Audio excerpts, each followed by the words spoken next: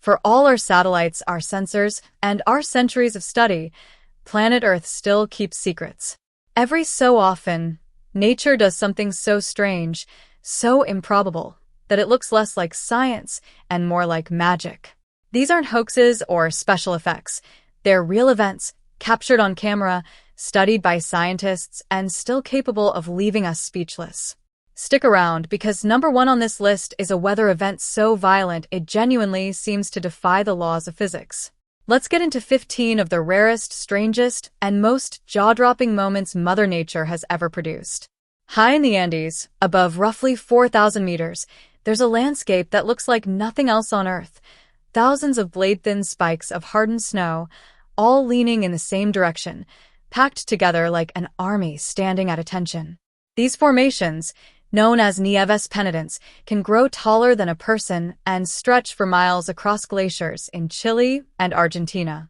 They form because sunlight hits shallow dips in the snow and turns solid ice directly into vapor, deepening the grooves while the ridges resist melting. Over months, that uneven erosion carves an entire field of jagged blades pointed toward the sun's path. Early explorers thought the shapes resembled kneeling monks in procession, which is how they earned their haunting name. Scientists have even found similar structures on Pluto and Jupiter's moon Europa, suggesting this bizarre process might not be unique to Earth at all. Under a very narrow set of conditions, dry, powdery snow, a steady crust beneath it, and wind blowing at just the right speed, nature can build snowballs without any help from human hands. These are called snow rollers, and they form when wind or gravity peels a ribbon of snow off a slope and sends it tumbling downhill, picking up layer after layer as it goes, like a slow-motion snowman rolling itself. Most stay small, but under ideal conditions, entire hillsides can become littered with dozens of them in a single morning, some growing to the size of a small car before finally toppling or melting apart. Because the exact combination of temperature, humidity, and wind speed required is so specific, most meteorologists go their entire careers without witnessing a large-scale snow roller event firsthand. In early 2020, residents of a small town in New South Wales, Australia, watched what looked like an apocalyptic wall of orange rolling toward them across the plains. It wasn't smoke or fire, it was dust, whipped up by outflow winds from a distant thunderstorm and carried for miles before slamming into populated areas. Within minutes, daylight turned to a deep, unnatural twilight as fine particulate blotted out the sun entirely. These Habub-style dust storms occur when cold, dense air from a collapsing storm cell rushes outward along the ground, scouring loose topsoil from dry farmland and lifting it thousands of feet into the air. While the visual effect is terrifying, most of the danger comes from reduced visibility on roads rather than the dust itself, though anyone caught outside during one will tell you it feels like standing inside a sandstorm on Mars. For decades, a small percentage of people in towns scattered across the world, from New Mexico to England to Canada, have reported hearing a persistent, low-frequency hum that nobody else around them can detect. It's often described as sounding like a diesel engine idling somewhere in the distance, constant and maddening, especially at night when other background noise fades away. Researchers have proposed everything from industrial machinery and distant traffic to unique ear physiology that makes certain people sensitive to sounds below the normal threshold of hearing. What makes the phenomenon so strange is its consistency. Reports from completely unrelated regions describe nearly identical characteristics decades apart, with no confirmed single source ever pinned down. For the people who hear it, it isn't just an oddity. It's a very real, very frustrating mystery. Each autumn, millions of monarch butterflies leave their summer homes across the United States and Canada and begin an extraordinary journey to a handful of forested mountains in central Mexico, some traveling nearly 3,000 miles to get there. No single butterfly makes the round trip. It actually takes multiple generations to complete the full migratory cycle, meaning the butterflies arriving in Mexico have never been there before and are somehow guided by instinct alone.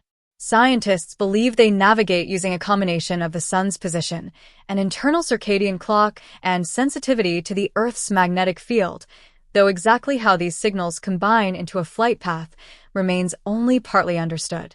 When they finally arrive, The butterflies cluster so densely on oyamel trees that entire branches bend under their combined weight, turning whole forests orange.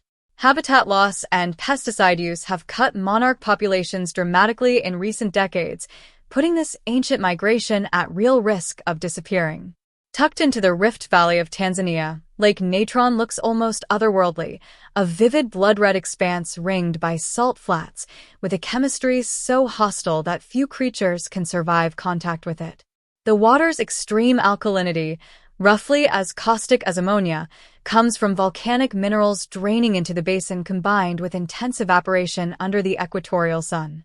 Birds and bats that die near the shoreline are sometimes calcified by the mineral-rich water, their bodies preserved in eerily lifelike poses coated in salt crystal, almost like natural statues. Despite its deadly reputation, the lake is also one of the only breeding grounds in the world for lesser flamingos, whose bodies have adapted to tolerate the same conditions that prove fatal to almost everything else.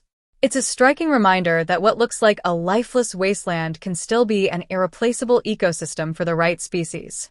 Just before sunset in parts of the United Kingdom and Northern Europe, flocks of starlings numbering in the hundreds of thousands sometimes gather into swirling, shape-shifting clouds known as murmurations. The birds twist, dive, and ripple through the sky in perfect unison, forming shapes that stretch and collapse like smoke caught in the wind, all without a single leader directing the group. Researchers studying the behavior found that each bird tracks the movement of roughly 7 of its closest neighbors, and those small local adjustments ripple outward instantly across the entire flock. The result looks choreographed, but it's actually a form of emergent behavior, order arising spontaneously from thousands of simple individual decisions happening all at once. Scientists still study murmurations for clues about collective behavior in everything from fish schools to computer networks. Every so often, the underside of a storm system doesn't look like a typical flat, gray ceiling. It looks like a field of smooth, sagging pouches hanging from the sky, as if the clouds themselves had turned to liquid and started dripping downward. These are called mammatus clouds, and despite their ominous appearance, they don't actually produce severe weather themselves. They're a byproduct of sinking pockets of cold, moist air spilling out from the anvil of an already dissipating thunderstorm. Each pouch forms as saturated air sinks into drier air below it, and surface tension pulls the cloud into that distinctive rounded, udder-like shape.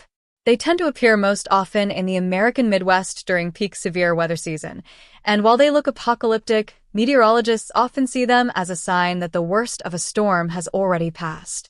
Even so, a sky full of mammatus clouds remains one of the most photographed weather phenomena in the world. Deep in the forests of the Netherlands, 2 artists spent weeks studying the natural rhythms of a woodland at night before creating an installation that transformed it into something out of a dream. Using specialized lighting techniques designed to mimic natural bioluminescence, they made tree trunks, mushrooms, and undergrowth appear to glow softly from within, evoking the same biological light-producing reactions found in fireflies, certain fungi, and deep-sea creatures. The project, inspired by real bioluminescent organisms rather than replicating them directly, was created to remind visitors just how magical actual forests already are, even without artificial help. Genuine bioluminescent fungi do exist in the wild. Species like foxfire mushrooms glow a faint green in decaying wood, but they're rare enough that most people never encounter them outside of installations like this one. It's a case of art imitating nature to help people appreciate a phenomenon most of us will never see firsthand.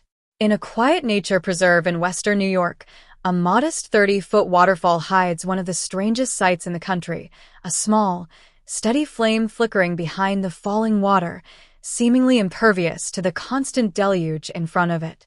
The fire is fed by natural gas seeping from a crack in the shale bedrock, and while the exact source of that gas has puzzled geologists for years, it's thought to originate from a deposit far older and hotter than the shale layer it's escaping through, defying typical models of how such gas usually forms. Visitors who make the hike can light the flame themselves with nothing more than a match if it has gone out, and once lit, it can burn for years before needing to be relit again. Geologists have studied the site extensively precisely because its chemistry doesn't match expectations, making it a genuine scientific curiosity as much as a tourist attraction. Off the coast of Belize sits one of the most photographed natural formations on the planet, a nearly perfect circle of deep blue water surrounded by turquoise shallows, dropping more than 400 feet straight down into darkness. The Great Blue Hole began as a limestone cave system during the last ice age, when sea levels were far lower than today.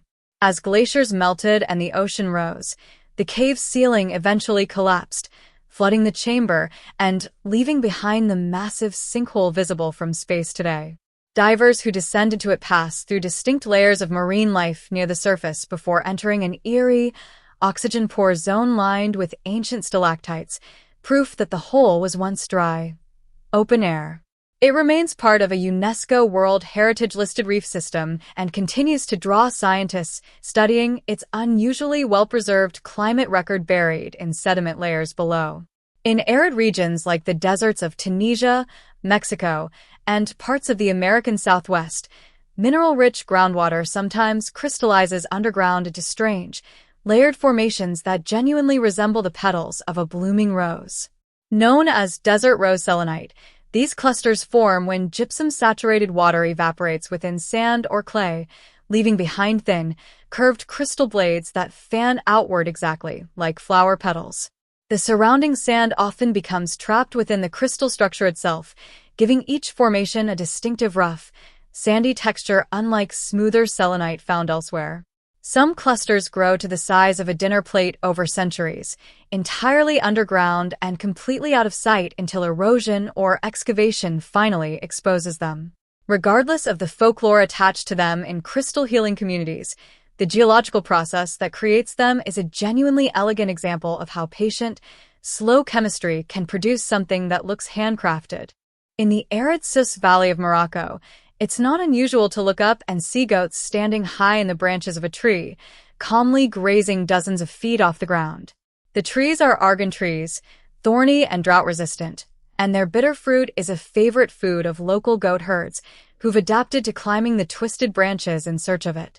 The goats eat the fleshy fruit and digest around the hard inner nut, which farmers later collect from the ground, crack open, and press into the rich, nutty argan oil prized worldwide in cooking and cosmetics. While modern commercial production increasingly relies on manual harvesting for hygiene reasons, tree-climbing goats remain a genuine and iconic sight across rural Morocco, drawing tourists who often assume the photos have been staged until they see it happen in person. It's one of the rare instances where an entire local economy quietly depends on an animal behavior that looks almost too strange to be real. Along certain coastlines, Puerto Rico's Mosquito Bay, parts of the Maldives, and stretches of California among them, the surf itself appears to glow an electric blue every time it's disturbed. The light comes from millions of microscopic organisms called dinoflagellates, single-celled plankton that produce a flash of chemical light whenever they're jostled by movement, whether from breaking waves, swimming fish, or a hand dragged through the water. This reaction, called bioluminescence, is believed to function as a defense mechanism, startling predators or drawing in something larger to eat whatever's threatening the plankton in the first place. The effect is strongest on dark, moonless nights, when the human eye can pick up even the faintest glow without competing light from the sky. Entire bays have built ecotourism industries around the phenomenon, though the light is delicate enough that boat traffic, pollution, and even excessive tourism can cause it to fade over time. Tornadoes are already one of nature's most destructive forces, but under a very specific and rare set of conditions, they can become something even more terrifying, a genuine fire tornado. When an intense wildfire burns near enough to a developing vortex, the tornado's rotating winds can pull flames directly into its core, turning the entire funnel into a spinning column of fire that can reach hundreds of feet into the sky. Unlike ordinary fire whirls, which are relatively small and short-lived, a true fire tornado draws on the same atmospheric instability that fuels a standard tornado, making it far larger, far longer-lasting, and dramatically more dangerous. These events are so rare that only a handful have ever been confirmed with radar-verified rotations strong enough to warrant an official tornado warning, most notably during a devastating wildfire in California in 2018. Anyone caught near one has only one real strategy: get away as fast as possible, because there's no sheltering in place from a tornado that's also actively on fire. From snow that forms into perfect blades to oceans that glow like electricity and forests engineered to look alive with light, our planet still has an endless capacity to surprise the people studying it. Some of these phenomena have tidy scientific explanations. Others remain stubbornly mysterious even after decades of research. Either way, they're proof that no matter how much we think we understand about the world beneath our feet, nature is always capable of throwing something at us we've never quite seen before.